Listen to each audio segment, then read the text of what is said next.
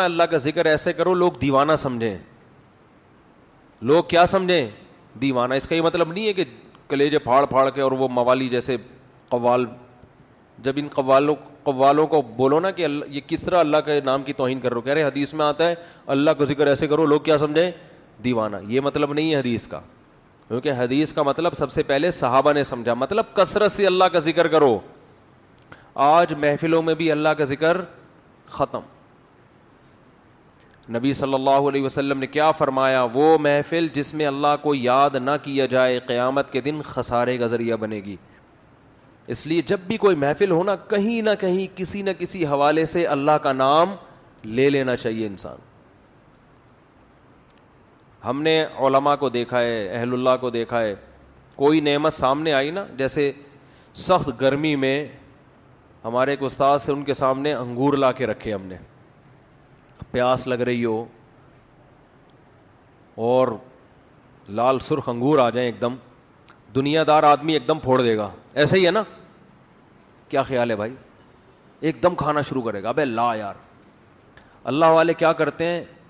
سب سے پہلے اللہ کا شکر، اور وہ روایتی شکر نہیں ہوتا کہ اللہ کا شکر ہے، دل سے لگ رہا ہوتا ہے کہ یہ اس نعمت پہ اللہ کا شکر ادا کر رہے ہیں.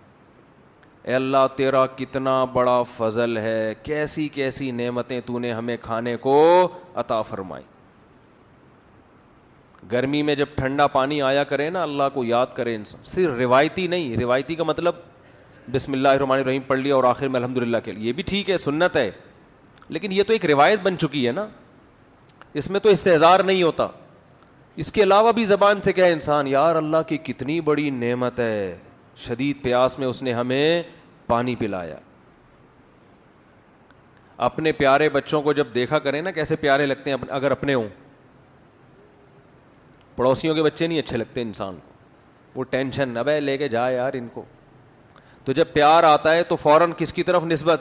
اللہ کی نعمتیں. بھائی یہب لمن یشاء اناسا، جس کو چاہتا ہے بیٹیاں گفٹ میں دیتا ہے. یہ مجھے گفٹ میں ملی ہے پیاری پیاری بچیاں. وَيَهَبُ لِمَن يَشَاءُ الذُّكُورَ، جس کو چاہتا ہے بیٹے گفٹ میں دے دیتا ہے. بڑے ہو کر تو پتہ نہیں اچھے لگیں نہ لگیں، بچے تو اچھے ہی لگتے ہیں نا. تو جب اپنے بچوں کو پیار کیا کرو، کس کا شکر ادا کرو؟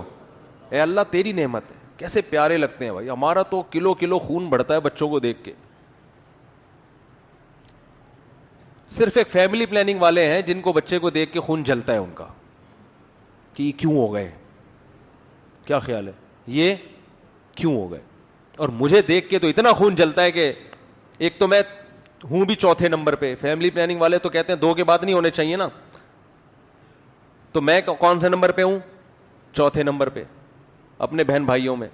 تو ایک تو اس لیے خون جلے گا، یہ تو اس کا تو پیدا ہونا ہی غلط تھا. کیا خیال ہے؟ اصول کے مطابق تو اس کو پیدا ہونا ہی نہیں چاہیے تھا. اس نے تو پیدا ہو کے غربت میں اضافہ کر دیا، کیونکہ 2 کے بعد جتنے ہوں گے غربت میں اضافہ کریں گے نا. اس لیے بھی جلتے ہیں. دوسرا اس لیے بھی جلتے ہیں کہ اس کے اپنے بہت سارے ہیں، اور اس لیے بھی جلتے ہیں کہ یہ بہت سارے بچے پیدا کرنے کی ترغیب بھی دیتا ہے. کیا خیال ہے؟ لیکن فیملی پلاننگ والوں کی جو ملامت ہے وہ میرے دل کے ارد گرد گھومتی ہے، اور میرے دل میں جو بچوں سے محبت ہے اس محبت کی گرمی ان کی ملامت کے تیروں کو میرے دل کے اندر پہنچنے نہیں دیتی. وہ جاتی ہے فیملی پلاننگ والوں کو جا کے الٹا جا کے لگتی ہے. سمجھتے ہو؟ میں ان سے کہتا ہوں کہ تم بھی اپنے بچے پیدا کرو تو زندگی سکون میں آئے گی تمہاری. اللہ پہ توکل کرنا سیکھو، اللہ کے بندو اعتماد کرنا سیکھو. خدا کی قسم دولت میں مزہ نہیں ہے. ایک دھیلا جیب میں نہ ہو لیکن نظر کس پر ہو؟ اللہ پر ہو. اس میں بڑا مزہ ہے کہ انسان کا جب اللہ سے تعلق ہوتا ہے نا تو پھر غربت میں بہت مزہ آتا ہے. اس کو پتہ ہے کہ کھلائے گا کون؟ اللہ. تو وہ ایک بزرگ تھے، ان کے پاس ایک طالب علم پڑھا کرتا تھا، فاقوں میں وقت گزر رہا تھا. تو وہ بچہ جو تھا نا، جب وہ گھر جاتا کھانے وانا ہوتا نہیں تھا گھر میں، تو ماں سے پوچھتا کچھ کھانے کو ہے، تو وہ کہتی نہیں آج ہم اللہ کے مہمان ہیں. دیکھو اللہ کے مہمان کو تو زیادہ ملنا چاہیے نا، مطلب یہ کہ آج ہمیں بس اللہ ہی کھلائے گا. بچہ سمجھ جاتا کہ آج گھر میں کچھ بھی نہیں ہے. تو ایک دن گھر میں گیا, کچھ ہے؟ انہوں نے کہا ہے کھانے کو. تو کہنے لگا اماں جب تو یہ کہتی ہے نا کہ آج ہم اللہ کے مہمان ہیں, تو اس کلام میں جو لذت ہے وہ کھانے میں نہیں ہے.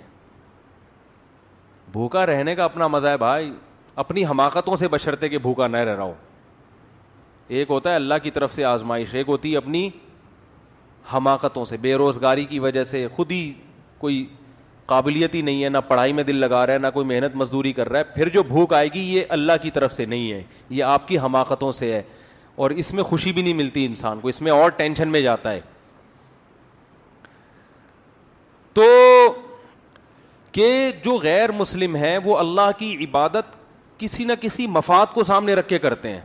وَمِنَ النَّاسِ مَن يَعْبُدُ اللَّهَ عَلَى حَرْفٍ, بہت سے لوگ ایسے ہیں جو اللہ کی عبادت, خدا کی عبادت ایک کنارے پہ کھڑے ہو کر کرتے ہیں. فَإِنْ أَصَابَهُ خَيْرٌ اطْمَأَنَّ بِهِ, اگر فائدہ ہو رہا ہے تو مطمئن, اور اگر آزمائشیں آ رہی ہیں انقلب علی وجہی, فوراً پلٹ جاتے ہیں. آج مسلمانوں میں بھی ایسے لوگ پیدا ہو گئے ہیں. تو اہل اللہ کی عبادت کرتے ہیں اللہ کو خوش کرنے کے لیے, ثواب کے لیے, بلکہ ثواب سے بھی آگے ان کا مقام پہنچ چکا ہوتا ہے کہ بھئی ثواب نہ بھی ملے پھر بھی کیا کرنی ہے, یہ تو اللہ ہمارا محبوب ہے نا. تو محبوب کے ذکر میں ان کو لذت محسوس ہوتی ہے, محبوب کی یاد میں ان کو لذت محسوس ہوتی ہے.